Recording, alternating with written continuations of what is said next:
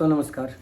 दोस्तों मैं सतबीर सिंह अपने यूट्यूब के भारत लिंक ग्लोबल चैनल पर आपका स्वागत करता हूं। दोस्तों 2024 के हरियाणा विधानसभा के चुनाव के बाद अभय चौटाला जी जब से एक्टिव हुए हैं तब से लोग उनके साथ जुड़ने लग रहे हैं और उनका ग्राफ भी बढ़ता जा रहा है। हालांकि एक्टिव तो जेजेपी भी है, लेकिन जेजेपी के खिलाफ जो एंटी इनकम्बेंसी है वो अब तक उनका पीछा नहीं छोड़ रही और जिस हिसाब से अभय चौटाला जी के साथ या आईएनएलडी के साथ लोग जुड़ने लग रहे हैं, जेजेपी के साथ उस संख्या में लोग नहीं जुड़ रहे। खैर, लेकिन दोस्तों इन सारी चीज़ों में एक चीज़ मैंने नोटिस की कि अभय चौटाला जी जब भी जहाँ भी जाते हैं, जो भी बोलते हैं, उनका एक ही वो होता है कि वो टारगेट होता है भूपेंद्र हुड्डा जी।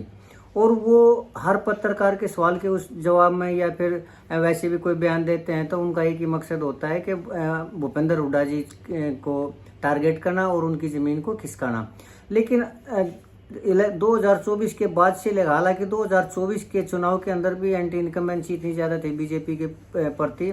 कि उन्होंने न सिर्फ बीजेपी को हराने का मन बना लिया था और जेजेपी को तो हरा ही दिया था। और उस टाइम भी अभय चौटाला जी है, उन लोगों के को ये लग रहा था कि ये अगर जीतते हैं या इनकी पार्टी जीतती है तो ये फिर से बीजेपी को समर्थन देंगे। और उनके ऊपर एलिगेशन भी लगे थे कि उन्होंने टिकट का जो वितरण था वो बीजेपी के कहने से किया, लेकिन अभय चौटाला जी ने कभी इस चीज़ को स्वीकार नहीं किया और उन्होंने इस चीज़ को सिरे से खारिज कर दिया और कहा कि ऐसा कुछ भी नहीं है, लोग खाली एलिगेशन लगाने लग रहे हैं। लेकिन दोस्तों अब जो एक्टिव अभय चौटाला जी वो भी एलिगेशन लगाने लग रहे सिर्फ और सिर्फ भूपेंद्र हुड्डा जी के ऊपर। पहले तो उन्होंने कहा था कि बीजेपी के कहने से कि जेल में ना जाना पड़े भूपेंद्र हुड्डा को, इस डर से उन्होंने टिकट का वितरण बीजेपी के कहने से करवाया और सीटिंग गेटिंग का फार्मूला अपनाया, या फिर और टिकट जो बीजेपी के थे वो उनको टिकट दिलवाई, इस तरह के एलिगेशन लगे। लेकिन इस मामले में भूपेंद्र हुड्डा जी ने इसके ऊपर कभी कोई जवाब नहीं दिया था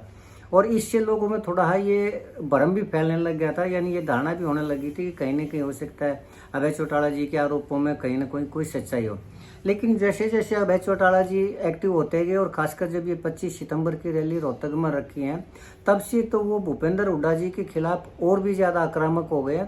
तो उस चीज़ को देखते हुए भूपेंद्र हुड्डा जी भी एक्टिव हो चुके हैं। इस समय से पहले वो एक्टिव हुआ, हालांकि अभी 4 साल हैं इलेक्शन के अंदर, लेकिन अभय चौटाला जी की एक्टिवनेस को देखते हुए उनको भी एक्टिव होना पड़ा और उनको जवाब देने पड़े। तो दोस्तों कल उन्होंने भूपेंद्र हुड्डा जी ने एक अपने निवास स्थान पर पत्रकार वार्ता की और उस पत्रकार वार्ता का एक ही मकसद था कि जो अभय चौटाला जी उनके ऊपर आरोप लगाने लग रहे हैं उनका जवाब देना, और उन्होंने उनका जवाब दिया भी। लेकिन साथ साथ अभय चौटाला जी के आरोपों का ही नहीं दिया, अब जो कांग्रेस के अंदर भी कुमारी शैलजा जी का जो कद बढ़ने लग रहा है, कांग्रेस पार्टी की तरफ से कद बढ़ने लग रहा है, और शमशेर गोगी के बर्थडे के ऊपर जो मामला हुआ था उसके ऊपर भी उन्होंने खुल के जवाब दिए। तो आज हम थोड़ा चर्चा करना चाहेंगे कल की इस पत्रकार वार्ता के ऊपर, क्योंकि इसमें थोड़ा सा उनकी कार्यशैली भी नजर आती है और जो उन्होंने अभय चौटाला जी के आरोपों का जवाब दिया वो भी हम आपको बताएंगे। लेकिन सबसे पहले हम बताना चाहेंगे कि जो कुमारी शैलजा और जो कांग्रेस में उनका कद जो घटाने की बातचीत चल रही है भूपेंद्र हुड्डा जी का, और कुमारी शैलजा जी का जो कद बढ़ाने की बात होने लग रही है, उनके ऊपर जो उन्होंने जवाब दिया वो। तो एक पत्रकार ने कहा था, पूछा था उनसे कि जी शमशेर गोगी के बर्थडे के ऊपर चौधरी वीरेंद्र सिंह ने ये कहा था कि अब हम थक गए हैं, भूपेंद्र हुड्डा भी मेरे से थोड़े ही छोटे हैं तो वो भी राजनीति से संन्यास लेने लग रहे हैं। तो इसके जवाब में भूपेंद्र हुड्डा जी ने कहा कि वो थक गए होंगे, यानी चौधरी वीरेंद्र सिंह थक गए होंगे, मैं नहीं, न तो मैं रिटायर हुआ हूँ और न मैं थका हुआ हूँ, और अगर राजनीति वीरेंद्र सिंह छोड़ना चाहें तो वो छोड़े, मैं राजनीति को नहीं छोड़ूंगा। और फिर कुमारी शैलजा जी के ऊपर जब वो जवाब दिया कि जी वो नेता वो बढ़ने लग रहे, तो उन्होंने कहा लोगों का क्या कहना है, लोग जो कहना चाहते कहते रहो, इससे मुझे क्या फर्क पड़ता है। फिर तीसरा सवाल उनसे सीएलपी लीडर के बारे में पूछा कि सीएलपी लीडर कब तक कांग्रेस चुनाव नहीं कर पाई। तो भूपेंद्र हुड्डा जी ने कहा कि कौन कह रहा है नहीं चुनाव कर पाए, आपके सामने नेता दिखाई नहीं दे रहे। उनका तात्पर्य ये था कि मैं ही तो सीएलपी लीडर हूँ, और इनका समर्थन सुभाष बत्रा जी हैं जो रोहतक से कांग्रेस के नेता, उन्होंने भी कहा कि हमारे जो भूपेंद्र हुड्डा जी वो हैं तो सीएलपी लीडर हैं, विपक्ष के नेता हैं, और क्या चाहिए। खैर, तो दोस्तों इन चीज़ों का जवाब दिया भूपेंद्र हुड्डा जी ने। और अब फिर जब बात आई इनेलो की, तो जब पत्रकारों ने उनसे पूछा कि जी वो आपके ऊपर आरोप लगाने लग रहे हैं और आप ये कह रहे हैं कि बीजेपी के आप एजेंट है, तो उन्होंने कहा कि मैं पहली बात तो उन्होंने कहा जो टिकट वितरण का जो भूपेंद्र हुड्डा ने कांग्रेस बीजेपी के इशारे से जो टिकट वितरण का काम का जो एलिगेशन था उसके बारे में, तो उन्होंने कहा कि मैं फालतू बातों पर वो नहीं करता, जवाब नहीं देता, इन बातों में कोई तथ्य नहीं, ये बेबुनियाद बातें हैं। तो उसके अलावा और भी जो आरोप लगाए थे अभय चौटाला जी ने, तो उसके ऊपर भी थोड़ा सिलसिलेवार हम कहेंगे। तो पहली बात तो ये है कि इनेलो जो अभय यानी अभय चौटाला जी उनको व्यक्तिगत रूप से टारगेट कर रहे हैं। जब एक पत्रकार ने ये पूछा तो उन्होंने कहा कि मैं व्यक्तिगत किसी के बारे में नहीं कहूँगा, क्योंकि वो एक पार्टी को लीड कर रहे हैं, तो मैं पार्टी के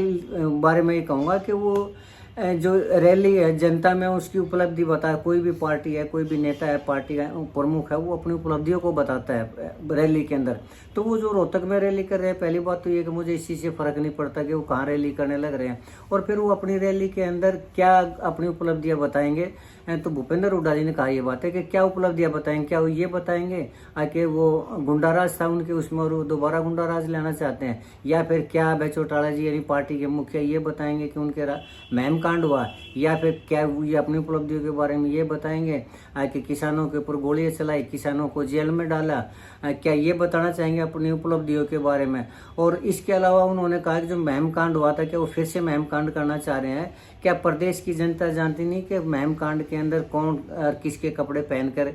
भागा था। तो इस तरह के जितने भी एलिगेशन थे तो उन्होंने लगाए अभय चौटाला जी के यानी इनेलो के ऊपर लगाए, व्यक्तिगत उन्होंने नाम नहीं लिए किसी का। लेकिन उसमें जितनी आक्रामकता इनेलो ने दिखाई थी यानी अभय चौटाला जी ने दिखाई थी, उतनी आक्रामकता भूपेंद्र हुड्डा जी ने भी दिखाई। और उन्होंने उनके ऊपर भी एलिगेशन लगाया कि जो 2024 के अंदर जो टिकट का वितरण था वो किसके कहने से किया था,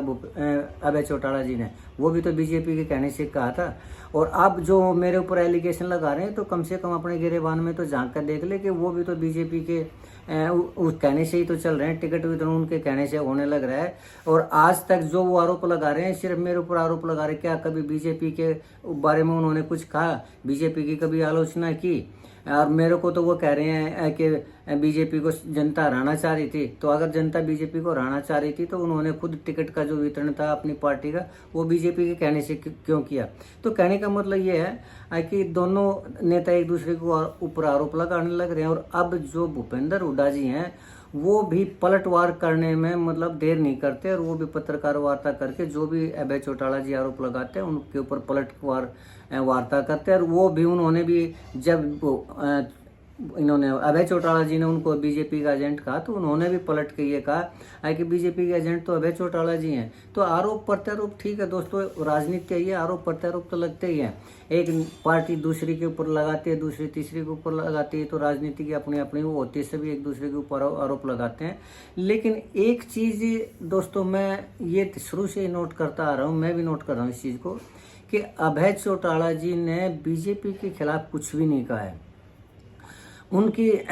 भूपेंद्र हुड्डा जी के ऊपर तो वो रोजाना आक्रमण करते हैं, रोजाना आरोप लगाते हैं कि मैं उनको दिल्ली जाने पर मजबूर कर दूंगा, रोहतक छुड़वा दूंगा, उनको राजनीति से दूर कर दूंगा। ठीक है, ये उनकी अपनी रणनीति है। शायद जो भूपेंद्र हुड्डा अब की बार वो हारे हैं या उनकी पार्टी हारे है तो वो शायद वो ये समझते होंगे कि गुस्सा है जनता के अंदर और उस गुस्से को है वो कैश करना चाह रहे हैं। ये कोई बुरी बात भी नहीं है। हर नेता है दूसरी पार्टी के प्रमुख की कुछ गलतियों को या उनकी कमियों को पकड़ता है और उनको पब्लिक के अंदर जाहिर करता है, तो ये तो एक है रणनीति। लेकिन ये रणनीति मेरी समझ में नहीं आ रही कि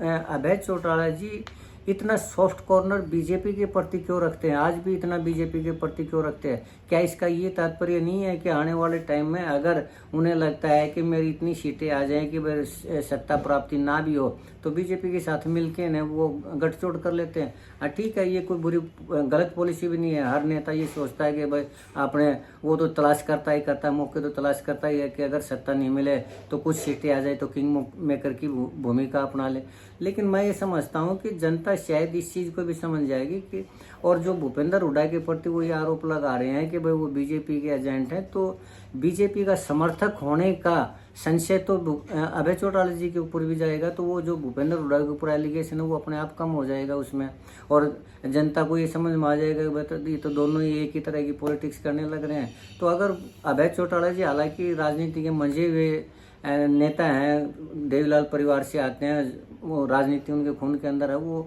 जानते हैं, समझते हैं पॉलिटिक्स को, मेरे से तो ज़्यादा समझते हैं। लेकिन फिर भी अगर आज प्रदेश के अंदर जो बेरोजगारी है, जो क्राइम बढ़े हुए हैं और जो दूसरी समस्याएं हैं जो बीजेपी के राज में है, अगर अभय चौटाला जी उनके ऊपर भी उंगलियां उठाए, थोड़ी बीजेपी के इन मामलों पर भी आलोचना करें, तो हम ये समझते हैं,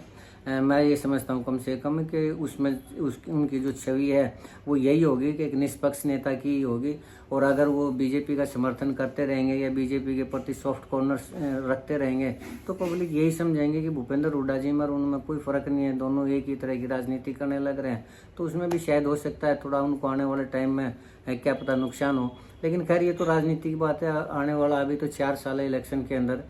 किसको क्या कितना समर्थन मिलता है, किसकी बातों पर जनता कितना भरोसा करती है, ये तो 2029 में ही पता चलेगा। लेकिन फिर भी थोड़ा निष्पक्ष, भले ही बाद में वो बीजेपी को समर्थन दे दें या किंग मेकर की भूमिका अपनाए अब, लेकिन थोड़ा सा अगर वो बीजेपी के जो समस्या है बीजेपी के राज में अगर उनको भी पॉइंट आउट करें तो वो शायद जनता के लिए ज़्यादा बेहतर होगा। बाकी दोस्तों ये है कि ये उनकी राजनीति वो जाने, भूपेंद्र हुड्डा की राजनीति वो जाने, हमारा तो मतलब ये है कि जो पब्लिक डोमेन में होता है उसके ऊपर हम अपना सिर्फ आकलन करते हैं। बाकी आज के लिए इतना ही। मुझे उम्मीद है कि आपको मेरा ये विवेचना है ये पसंद आई होगी। अगर आपको लगता है कि मैं सही कह रहा हूँ तो आपसे निवेदन करना चाहूँगा कि आप मेरे इस वीडियो को लाइक करें, शेयर करें और कमेंट करें, और दोस्तों मेरे वीडियो को हाइप ज़रूर करें। और चलते चलते एक निवेदन करना चाहूँगा कि आप मेरे इस चैनल को सब्सक्राइब ज़रूर करें ताकि मेरा हौसला बढ़ता रहे और इसी तरह की मैं वीडियो आपके सामने लाता रहूँ। आपने मेरा ये वीडियो देखा इसके लिए आपका बहुत बहुत धन्यवाद। नमस्कार, जय हिंद, जय भारत।